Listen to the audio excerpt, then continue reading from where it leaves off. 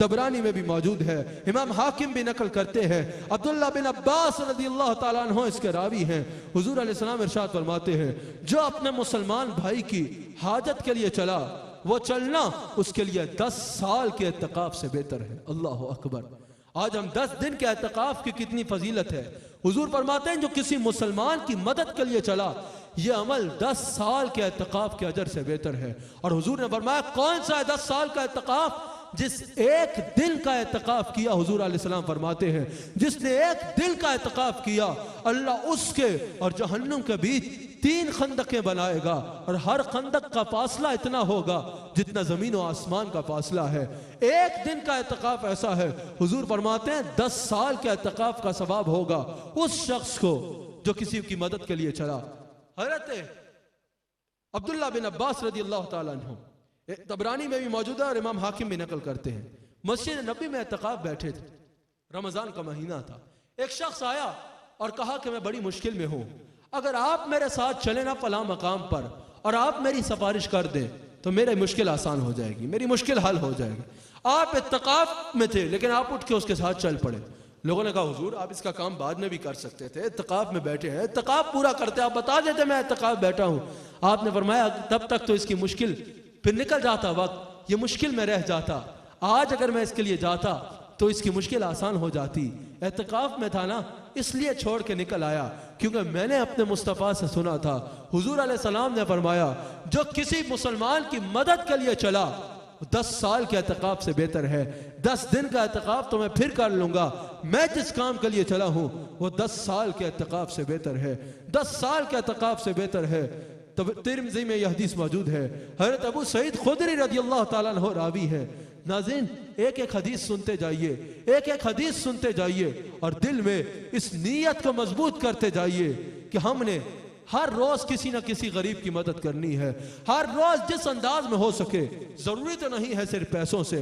अगर कोई बेसहारा है, आप उसको सहारा किसी भी अंदाज में दे के उसकी मदद कर सकते हैं। कोई बीमार है, ज़हीफ है, आप उसके घर के काम करके उसकी मदद कर सकते हैं अल्लाह की रजा की खातिर। आप अपना रास्ता साफ करके अल्लाह की मखलूक की खिदमत कर सकते हैं। किसी भी अंदाज में अल्लाह की मखलूक को फायदा पहुंचाओ, तुम्हें यह अजर मिलेगा। वक्त थोड़ा है, मैं बात को समेटता हूँ।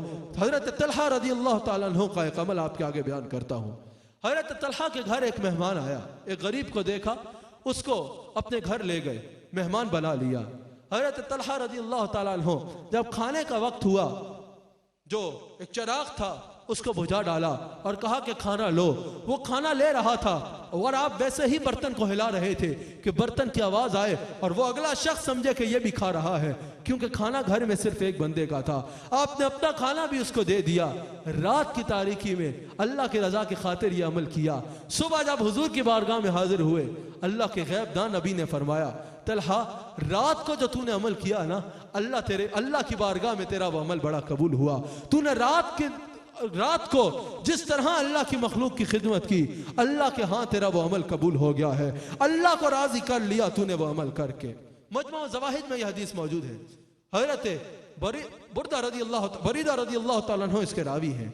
हुजूर अलैहिस्सलाम इरशाद फरमाते हैं, जिसने किसी तंग दस्त को कर्ज दिया, कोई गरीब था, आया कहा मुझे कर्ज दे दो, और उसने किसी तंग दस्त को कर्ज दे दिया। ये नहीं कि आंखें बंद करके कर्ज पकड़ा दो, पहले देखो, जांच पड़ताल करो कि क्या वो इसके लायक है या नहीं, क्या वो वाकयातन जरूरतमंद है या नहीं।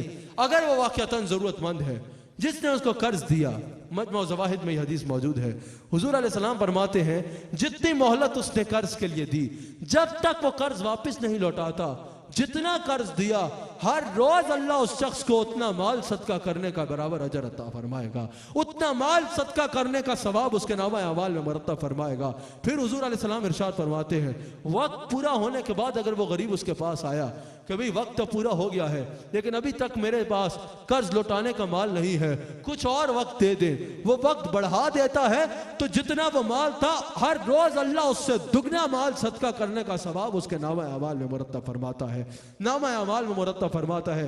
लेकिन ये भी याद रखिएगा, जो कर्ज तो ले लेते हैं लेकिन फिर कर्ज वापस नहीं करते, कर्ज लौटाते नहीं है, ये भी हकूकुल इबाद को पामाल करना है, ये भी मखलूक खुदा को तकलीफ देना है। हुजूर अलैहिस्सलाम इरशाद फरमाते हैं कि अल्लाह करीब शहीद के तमाम गुनाहों को माफ फरमा देगा सिवाय कर्ज के। कर्ज जो उसने किसी का लौटाना होगा, ये शहीद का भी माफ नहीं होगा, शहीद का भी माफ नहीं होगा।